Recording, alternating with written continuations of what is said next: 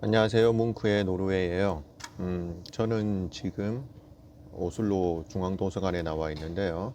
저희 구독자분 중에 한 분께서 유치원 그리고 초등학교 저학년 자녀를 둔 분이신데 노르웨이에서 유치원과 초등학교 이 입학 절차 및 선택지 어떤 유치원이 있고 어떤 초등학교 종류가 좀 있는지 이 댓글로 문의를 좀 주셨어요. 일단 그 초등학교 유치원 입학에 관해서 생각하실 때 제가 몇 가지 그냥 제 경험에 근거해서 좀 이야기 드리고 싶은 게 몇 가지 있는데, 첫 번째는 그 비용, 가격에 대한 부분인데요.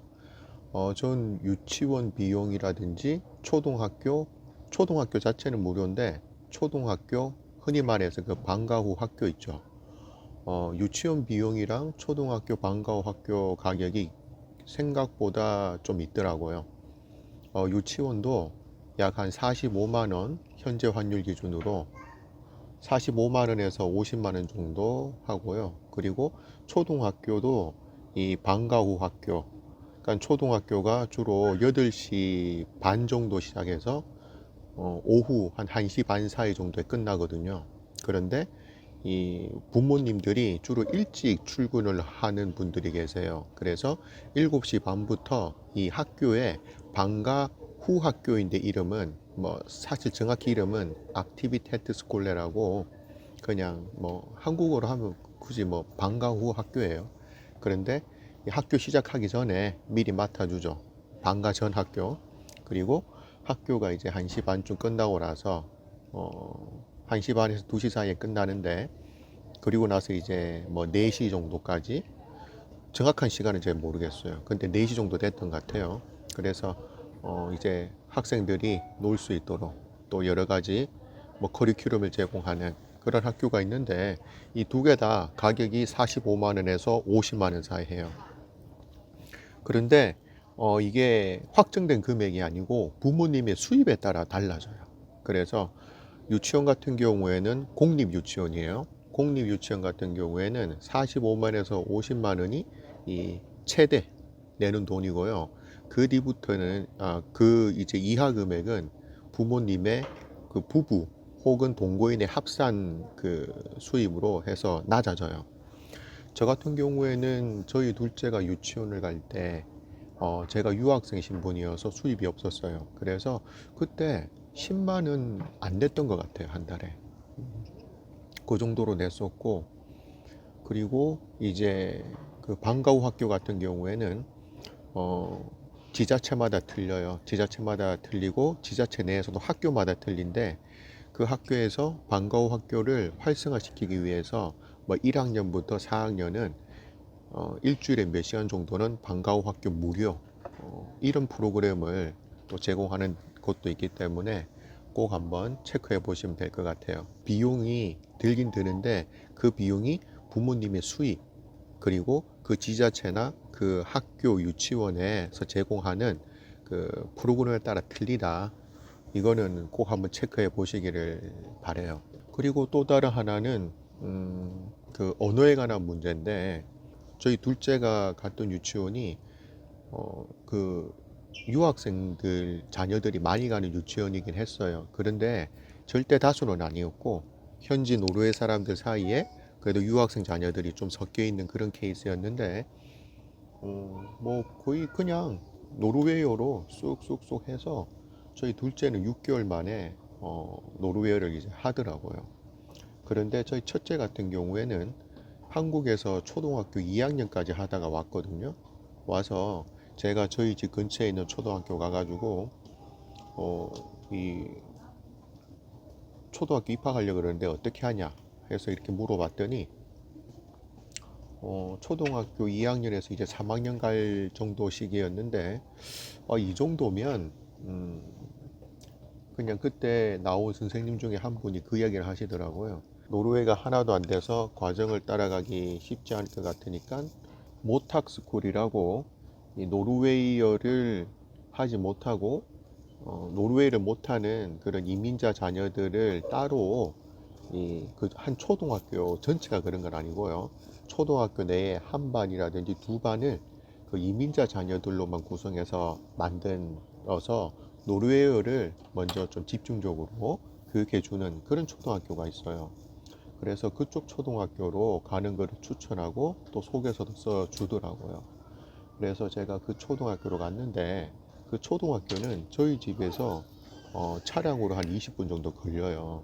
그래서 거기 만나러 갔더니 일단 두 가지에 제가 좀 되게 놀랐는데, 하나는 그 담임 선생님을 만났는데 되게 반갑게 맞아주면서 통역을 준비하지 못해서 미안하다. 원래는 통역 서비스가 제공돼야 되는데 요즘 좀 변화가 있어서 통역을 준비 못했다. 저 같은 경우에는 뭐 영어로 이야기하려고 그랬으니까 그렇게 통역의 필요성을 못 느꼈는데, 제가 다른 뭐 중동에서 오신 분들이나 아프리카에서 오신 분들 중에 노르웨이가 안 되시고 영어도 안 되시는 분들은 통역을 동반해서 하시더라고요. 그래서 통역 서비스 해주는 거 되게 인상적이었고, 그리고 두 번째로는 택시 서비스. 그게 차량으로 한 20분, 왕복으로는 40분 걸리죠. 그래서 제가 그렇게 해주기는 좀 어려웠었고, 그리고 그럼 이제 대중교통을 이용해서 가야 되는데, 대중교통을 아이가 노르웨이 영어 못하는데 그 대중교통을 어떻게 이용해요? 대중교통비 자체는 오슬로 그 지자체에서 지원이 나와요. 이 거리가 일정 거리 이상 집에서 멀어지면 지원이 나오는데,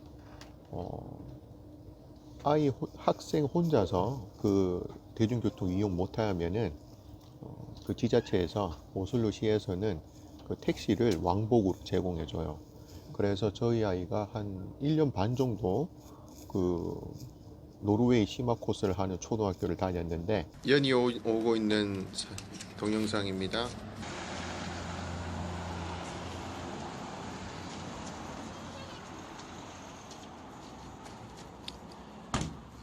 잘 갔다 왔어? 아빠한테 안녕하세요 해야지. 안녕하세요. 매일 택시 타고 다녔죠. 예. 처음에는 아이 혼자만 타고 다녔는데 나중에 시에서 예산이 좀 부족한지 어떤지는 모르겠지만 근처에 있는 아이들을 묶어서 그 택시가, 예전에는 저희 집에 와서 저희 애만 태우고 학교로 가고 학교에서 저희 애만 태우고 집으로 이렇게 왔는데, 한 1년 좀 안 돼서 그냥 주위에 있는 이웃에 있는 학생들도 태우고 왔다 갔다 하더라고요. 인상이 깊었고 되게 좋았어요. 저희 아이가 아주 행복하게 잘 다녔어요. 그거 일단 이야기 드리고 싶고, 그러니까 언어가 좀 시간이 걸려요. 어른보다는 훨씬 빠른데 시간이 걸리고, 그리고 저희 둘째가 이제 유치원 때는 그냥 가서 말하고 놀고 그러는 거니까 별 문제가 없었는데, 초등학교 1학년 들어가니까 저희 부모 생각에서는 노르웨이 초등학교 들어갔으니까 노르웨이는 문제가 없을 거고 잘 따라갈 거고, 그리고 이제 영어도 배울 거고, 저희 부모 입장에서는 상당히 그 노르웨어도 하고 애가 영어도 할 거니까 그 뭐죠, 한국어를 이제 좀 아이가 어렸을 때부터 잊어버리지 않도록 가르쳐야 되겠다 해서 집에서 한국어도 조금 도와주고, 잘하지 못했지만, 그리고 주말에 한국어 학교를 보냈어요. 그런데 이제 저희가 1학년 학부모 모임에 갔는데 그냥 1년에 한 몇 번 학부모 그 담임 선생님 만나서 면담하는 시간이 있거든요. 학생이랑 그리고 부모 이렇게 해서 가는데 그쪽 선생님이 그 얘기를 하시더라고요. 그 일단 노르웨이부터 좀 신경을 써주면 좋겠다. 왜 그런가 하면 그 선생님이 저희 아이가 그 한글 학교 가는 거에 대해서 어떻게 알았나 봐요. 그래서 아이가 이렇게 한꺼번에 여러 개의 언어를 하는 게 그렇게 좋진 않은 것 같다. 지금은 일단은 노르웨이어부터 좀 다져놓고 가는 게 좋지 않겠냐 해서 그 얘기를 듣고 저희가 이제 한글 학교를 그만뒀어요.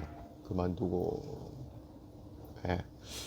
그리고 저희 이제 첫째 아이 같은 경우에는 지금 이제 중학생인데 항상 이 초등학교 중학생 올라오면서부터 이 노르웨이어도 수준이 높아지고 영어도 수준이 높아지고 그래서 실제로 한국어 공부를 좀 하긴 해야 되는데 이 영어하고 노르웨이어 따라가는 것만 해도 아이 입장에서는 좀 버겁진 않지만 그래도 충분히 할 게 많은 그런 것 같더라고요. 거기다가 이제 중학교를 갔는데 중학교 가면 또 선택 언어가 있어요. 그래서 지금 스페인어를 선택해가지고 노르웨이어, 영어, 스페인어 하는데 노르웨이어도 공식 언어가 두 개예요. 그 북몰이라고 있고 니노시크라고 있거든요. 그래서 니노시크는 좀 달라요. 그 이제 노르웨이 서쪽 지방에서 많이 쓰는 건데 그래서 이 니노시크라고 또 노르웨이어도 따로 공부를 해야 돼요. 그래서 결과적으로는 언어만 4개죠. 북몰, 니노시크 두 개는 노르웨이어 그리고 영어, 스페인어. 그리고 얘가 이제 또 집에서 한국어로 책을 또 좀 읽어요. 그러니까 뭐를 하나를 확실하게 확 잘한다 이런 느낌보다는 여러 개를 걸치 하는데 시간이 걸리면서 다 좀 따라가는 스타일 그런 식으로 좀 이해를 하시면 될 것 같아요. 네. 그런 것도 좀 이제 아이들 이제 유치원, 초등학교 자녀를 둔 부모님들은 노래에 오실 때 좀 감안을 하셔야 될 것 같아요. 그리고 옷은 제가 왜 옷 이야기를 드리는가 하면은 어, 노르웨이 오실 때 아마 여름 옷 같은 거는 한국 여름 옷이나 노르웨이 여름 옷이나 별 차이 없는 것 같아요. 그런데 겨울 옷은 차이가 좀 있어요.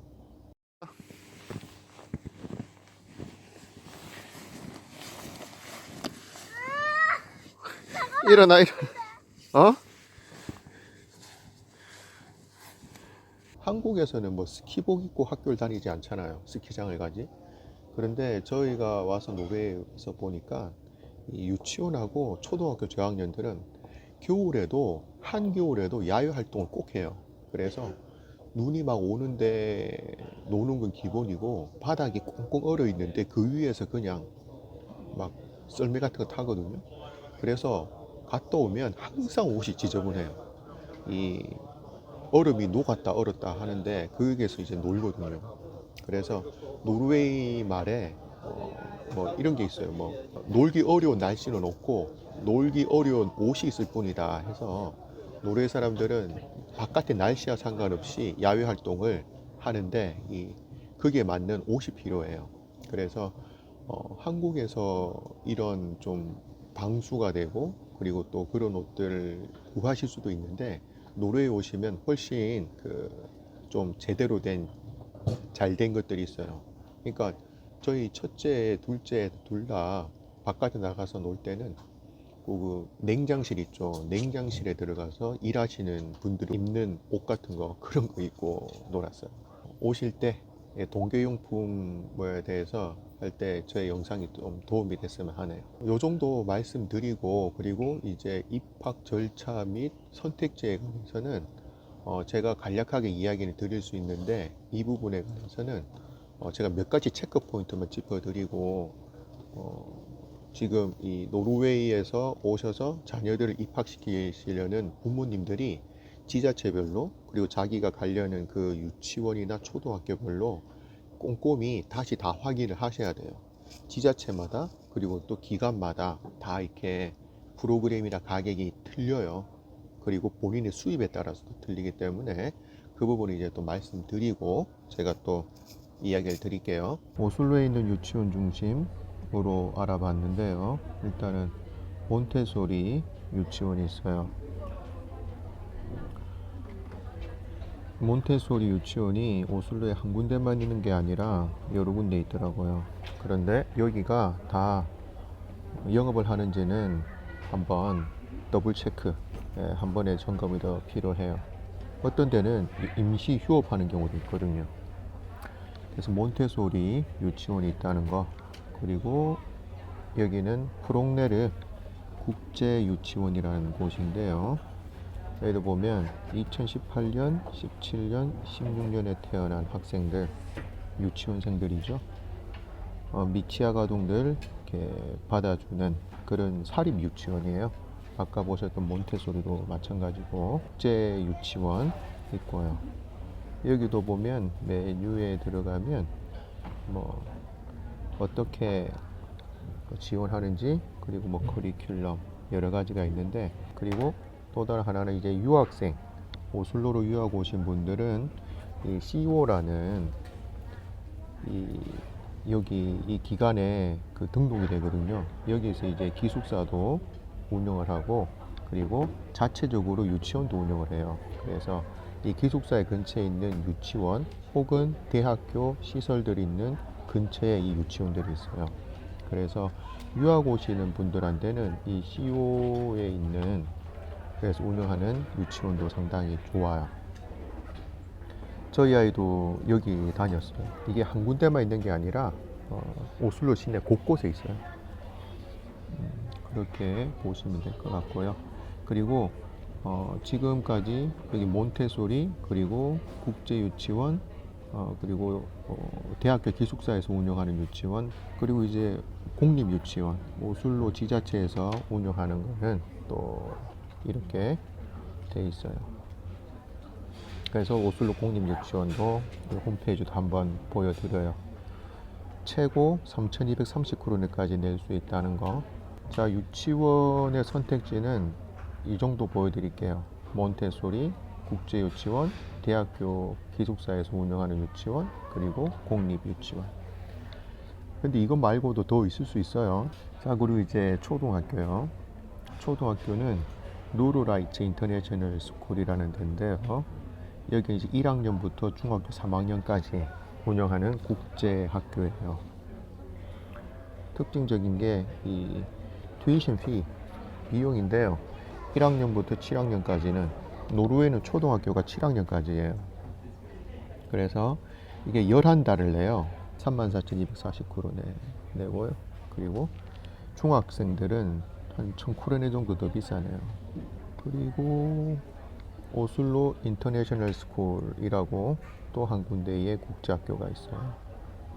초등학교 저학년을 둔 부모님들의 이 관심을 가지실 만한 곳이죠. 이거는 오슬로라고 되어 있는데 실제 주소는 베케스토아라고, 오슬로 꼬민이 아니에요. 오슬로 지자체가 아니고 오슬로 지자체 옆에 있는 이웃한 그 지자체예요. 그리고 여기는 이제 중학교인데, 저희 아이들 중에 저희 첫째 연이가 중학교 지나갈 때 집 근처에 있는 공립학교로 가는 게 아니라 스타이나르 스쿨레라고, 여기는 이제 그 음악, 미술, 이렇게 예체능 쪽으로, 체육은 아니고요. 주로 예술, 이런 것 쪽으로 관련돼 있는 학교였는데, 음, 저희 첫째 아이가 뭐 그림 그리는 걸 좀 좋아해가지고 이쪽을 생각을 해봤었는데, 이 친구 따라 강남 간다고 자기 친구들이 가는 그런 중학교, 우리 집 근처에 있는 중학교를 결국 진학을 했어요. 자, 이거는 이제 방과후 학교에 대한 그 규정들이에요. 그래서 여기 보시면은 수입이 42만 5천 크로네 정도가, 세전 수입이 넘는 가정들은 뭐 3,212 크로네다. 그리고 또 시간을 줄이면은 2,171 크로네다. 이렇게 쭉 나와 있어요. 있는데 이게 영어로도 되어 있을 거예요. 오슬로 꼬뮌, 오슬로 지자체 홈페이지인데요. 여기 가보시면 메뉴 가시면 밑에 영어, 잉글리시라고 되어 있거든요. 밑으로 가보시면 Schools and Education. 여기 Starting School 가면 방과후 학교에 관한 거는 노르웨이로밖에 안 돼 있네요. 노르웨이가 안 되시는 경우엔 직접 학교로 찾아가셔서 그 학교에서 영어로 이렇게 상담을 해보시면 좋을 것 같아요. 마지막으로 이제 정리 겸 말씀드리고 싶은 거는, 첫 번째로는 지원 시기인데요. 지원 시기에 맞춰서 이렇게 하면 가장 좋지만, 뭐 한국에서나 아니면 다른 외국에서 노르웨이로 오시다 보면 그 지원 시기에 늦춰지게 하실 때도 있는데요. 뭐 그냥 주저없이 해당되는 학교나 유치원에 이렇게 문의를 하시면 될 것 같아요. 그 지원을 하실 때 이 주민번호, 이 노르웨이의 합법적인 거주가 허락이 되면 노르웨이 오셔서 그移民국 같은 데 가가지고 거주 허가증을 받거든요. 근데 거주 허가증을 받기까지 시간이 조금 걸려요. 그래서 저희 첫째, 둘째도 거주 허가증을 신청해 놓고 기다리는 동안에 약간은 좀 집에 있었어요. 집에 있었는데 저희 첫째 아이 같은 경우는 초등학교는 뭐 바로바로 거주 허가증이 그때 기다리는 중간이었는데도 그 D 넘버라고 있어요.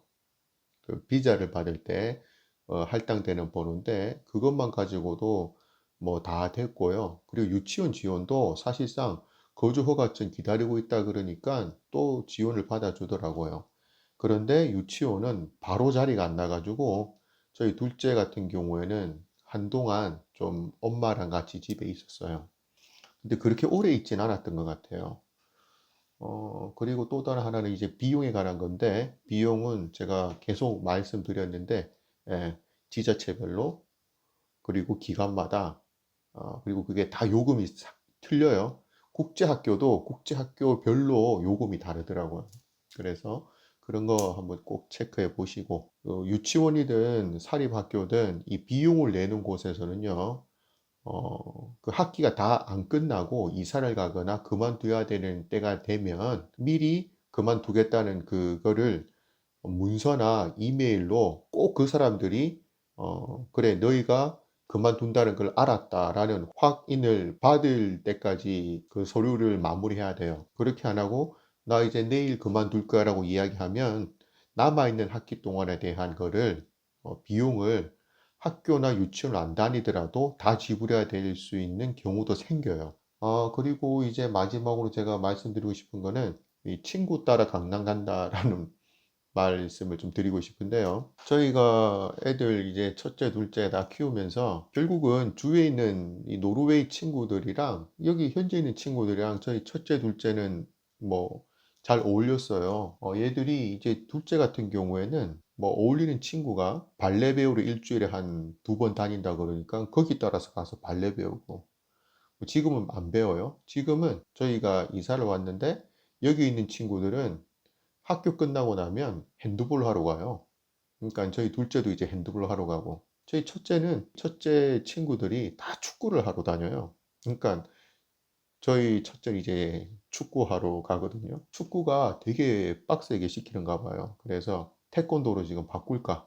근데 그 태권도도 자기 친구들 중에 태권도 가는 친구들이 있어요. 그러니까 와서 보니까 이게 결국 친구 따라 많이 가는 것 같아요. 그리고 뭐 방과 후 학교 끝나고 나서 그런 가외 활동을 안 시키면 여기도 이제 뭐 골목 가서 노는 건 여기도 없어요. 대도시에.